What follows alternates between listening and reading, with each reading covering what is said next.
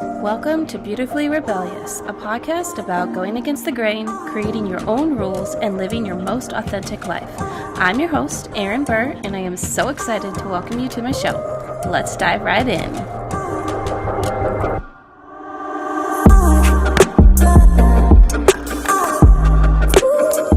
Hey, what's up, guys? Welcome to 2023, new year, new you. That's like the thing that we say all the time, but let's hope new year and at least you have some sort of goal to better yourself this year. Like I've said in the past, if you've listened to the episodes leading up to now, I'm one for goals. I'm not necessarily one for specifically New Year's resolutions, mainly because I just feel like there's so much pressure behind them, and I'm one for just planning life in general. But I think goals are important, and I did sit down today. Today is January 2nd, by the way, that I'm recording this. I did sit down today and write down a list of things that I want to do this year. So one could say that's a resolution. I guess this is just semantics at this point, but I don't have deadlines on those things with the exception of the end of the year. And I am just kind of free-flowing with it. So some of them are big things, some of them are little things, some of them are small things that add up to other things on that list. They're just things that I want to do. I kind of came up with this idea when I was writing my last post of 2022, and I just happened to start reflecting on the things that I had accomplished throughout the year of 2022. And I guess like it was really interesting to me because it's like some of them I kind of like I knew because they were recent accomplishments basically, but I just didn't quite realize how much I had accomplished and how much I had started in the year, and the amazement, I guess, and like the pride I had in myself for doing that many things, like just starting that many things was really big. So then I was like, I'm going to make a list for this next year of more things that I want to do, because I personally am one who really loves a sense of accomplishment and like a task list and crossing things off. So having a little list of things I want to do just sounds exciting to me. If you're not that kind of person, you're probably like, hell no. But I know there's lots of people out there who are little task listers like me, and maybe you will like doing the same thing. So I encourage you to go write down a list of things you want to do this year. On that note, guys, something that you should definitely go do so that you have some place to write your list is hop on over to my Amazon store and pick up a notebook created by yours truly. I have created about 5 different notebooks. There's more being added all the time. Some are gratitude journals, some are actually just blank notebooks for you to journal in, write to-do lists in, do whatever you want in. Head on over to my Amazon store. The link is in the show notes. These journals are amazing. The quality is excellent. They are available for Prime shipping as well, which I love. And they're all available for $8 and under. There is also a planner if you're like, I need some help planning. The hardback does cost more, but that's okay. Go check it out, guys. Doesn't have to be crazy. They can be small things. Like one of mine was get my passport. And that's because it's just something I've been saying for years.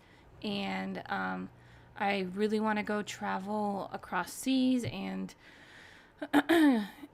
well, just out of this country. And you kind of need a passport to do that. And I just think, like, how am I going to have the desire to go places but not the means to do it? Like a passport, what if someone tomorrow is like, hey, we're going to pay for your entire trip to go to, I don't know, pick some island that's not in the United States, and all you got to do is show up. I'm like, shoot, I cannot go because I don't have a passport. So all that to say, a passport is necessary, and I am going to get my passport this year. I have lots of other things on my list, like I said, big and small, but I'm very excited for 2023. I know that this is a year of changes for me. It's kind of obvious because if you have been around for a minute, then you know that last year I started going through the divorce process, been separated for a minute, but officially getting the divorce process done, and that will be finalized in the beginning part of 2023. So definitely big changes, definitely looking forward to getting my own place, and just changes that come with basically creating your life again. But I'm really, really, really excited, and I'm really excited for my business and all of that jazz. So I hope that you guys are also equally excited for the new year. I think this is going to be a really great year. I don't remember all the astrology off the top of my head, and part of it is because I didn't even watch like all of the astrology videos that are talking about, what's in store for 2023. But what I do remember is that Pluto is moving into Aquarius, and Pluto's hella slow. I'm pretty sure it's Pluto. It's a hella slow planet. It's a collective planet, basically. Like, it's generational.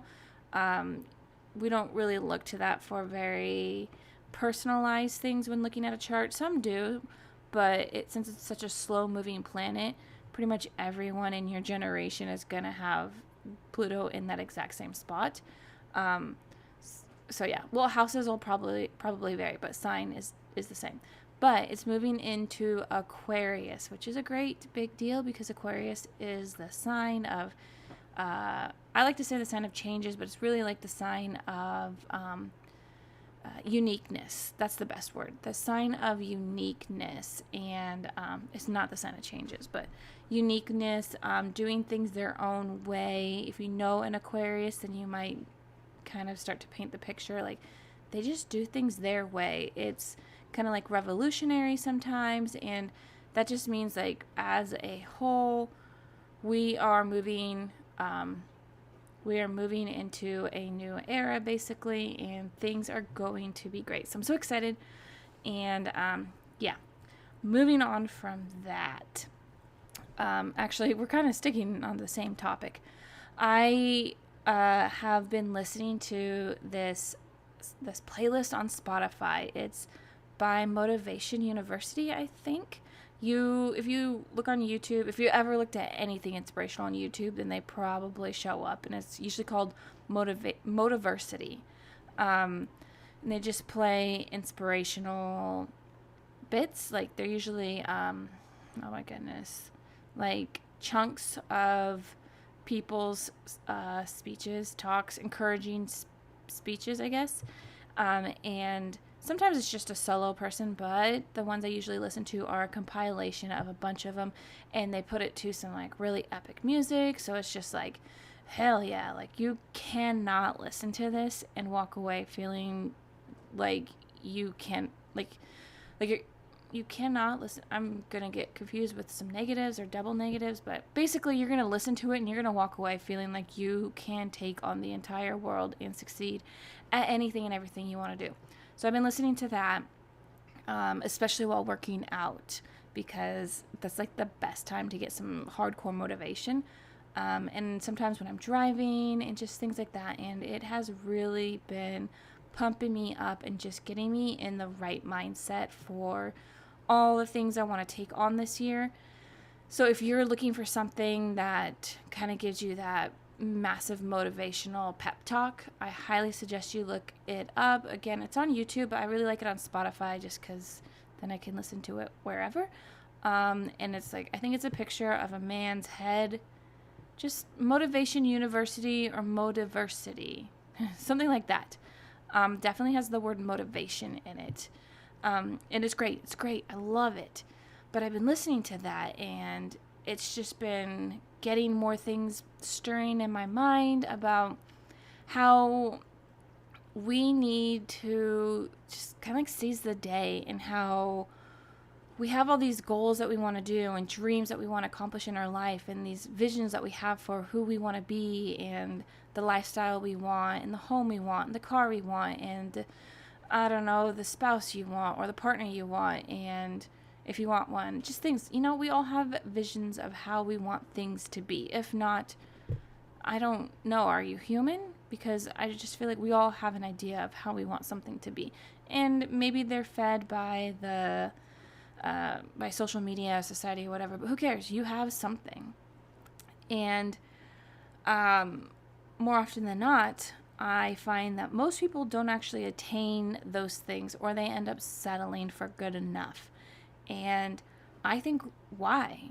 I mean, I kind of feel like I know why, and I feel like it's just because people feel like they cannot attain that high level that they want.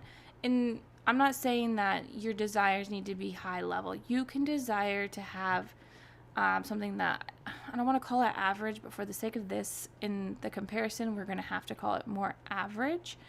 And that's okay, because all that matters is it's something that you truly desire. And, like, no one thing is better than the other.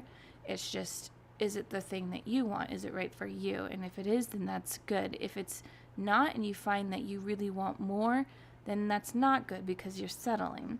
But I feel like we often settle for various reasons, but some of them I'm thinking are because we think we can't do it. We think we're not good enough to attain those things. We're not worthy of them. It's just too big of a reach for us. Just fill in the blank for excuses. And this is why I love that Motivation University pep talk thing, because those excuses are going to get pushed right out of you when you listen to it.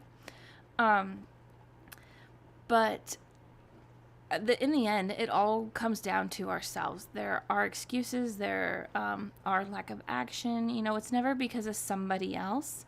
And I've talked about this before, and I feel like it's just the perfect time to reiterate the importance of getting out of our own way. When you have a desire for something, you are literally the only person that can stop yourself. And I truly do believe that we can have and do and be anything that we want, as long as the desire for it is great enough. Because if you have the desire that is strong enough for it, there is nothing, and I mean absolutely nothing, that will stop you from attaining that. You will sacrifice things to get to that. You will save money to get what you want. You will stay in instead of going out with your friends to get whatever it is you want, to spend time on a project that you want to see come to fruition, to build a business, whatever it is. If you want it bad enough, you're going to do whatever it takes to achieve that thing, period. And if you say, no, that's not true, then I'm telling you right now, then you don't want it. And that's just it. You don't want it bad enough, because anyone who wants something bad enough will not stop until they get to it. So that's like a little bit of tough love, but that is the truth in all of it.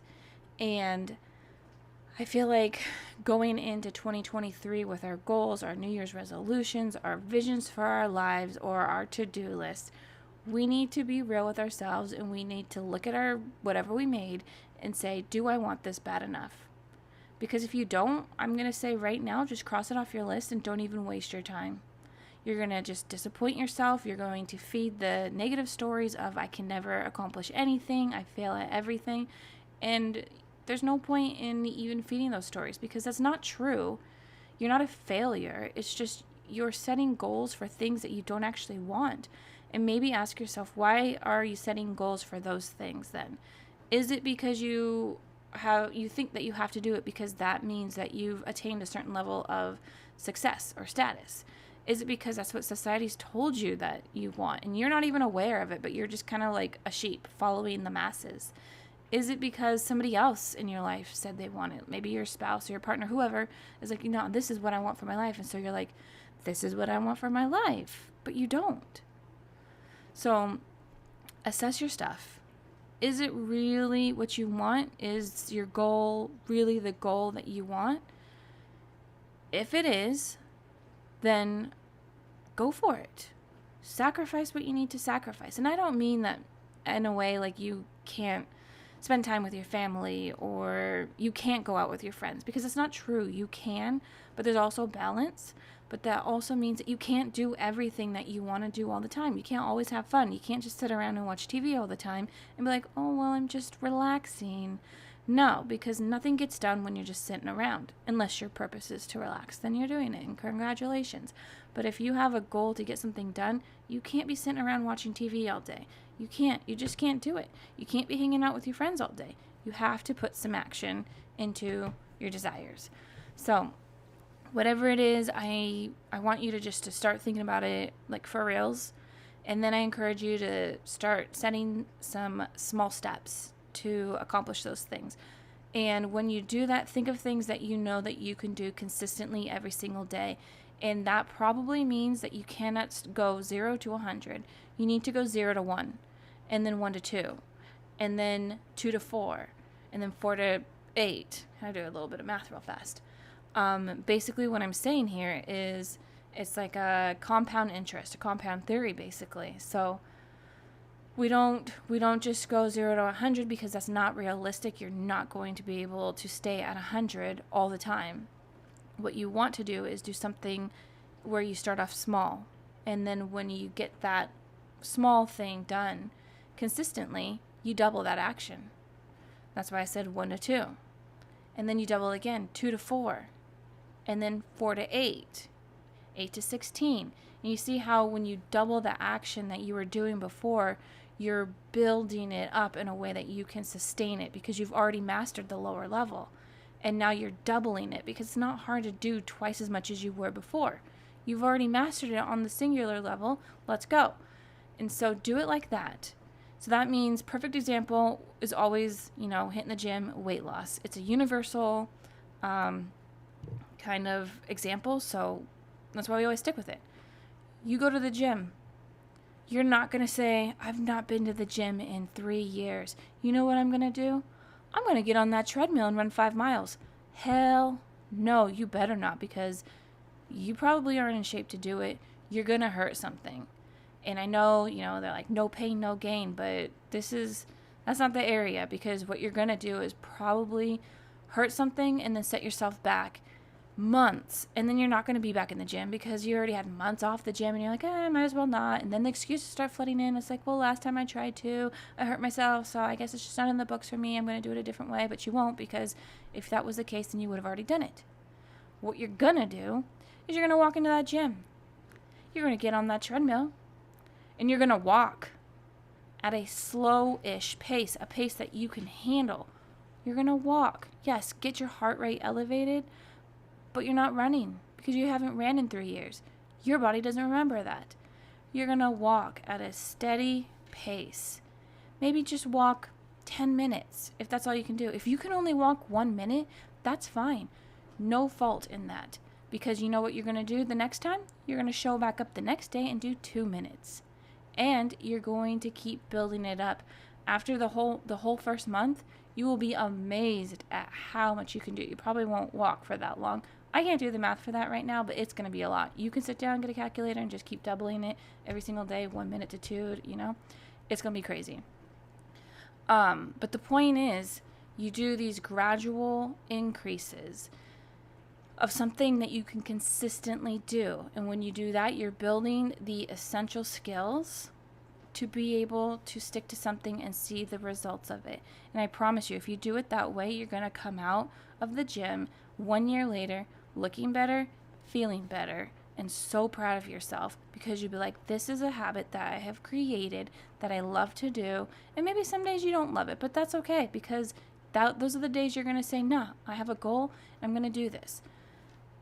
But you're going to feel so proud of yourself, because you're going to look back and you're going to be like, I stuck with a resolution or a goal or whatever I made at the beginning of the year, and I saw it through. And on top of just building your health, you're going to build your self-confidence in not just like your physical self, but in your ability to stick to a task, which is going to carry over into other things, not just at the end of the year, but throughout the year. So that is the way to do it. I don't care what anybody else says. I don't care if anybody comes at me. This is what I'm saying. This is how it is. Go do it like that. That's pretty much it for today. I hope that was some encouraging, maybe some tough love, but definitely encouraging and hopefully inspiring. That's what I'm going for, inspiring. I hope you guys have a really, really excellent start of the year. I mean, I hope you already have, but I hope it continues to be really great. And I'll see you next week when we are talking about something else. But I also want to throw in a little thing. I am working on doing like a little affirmation podcast, so that might be dropped next week, or that might be dropped in between the episode of today and next week. And it's just going to be like a awesome little epic thing I've created that you can play back. I just don't want to do it in an episode where I'm talking, because I want it to be something where you can just play it and then go. And it's going to be a real short one, but it's going to be just like one of those epic, like, ooh, like you hear it, you know, like a pre-game funk, pre-funk, yeah, whatever. You know.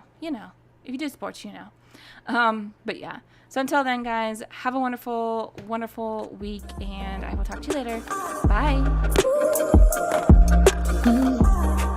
Thanks so much for listening to the podcast today, guys. If you could go ahead and leave a review on whatever platform you listen to this podcast on, that would be so appreciated. And then go ahead and share the episode that you listened to today, or the whole podcast, to someone that you think would find the content that I share here valuable for their life. And the more we share it, the more people we can reach. So let's do this together, guys.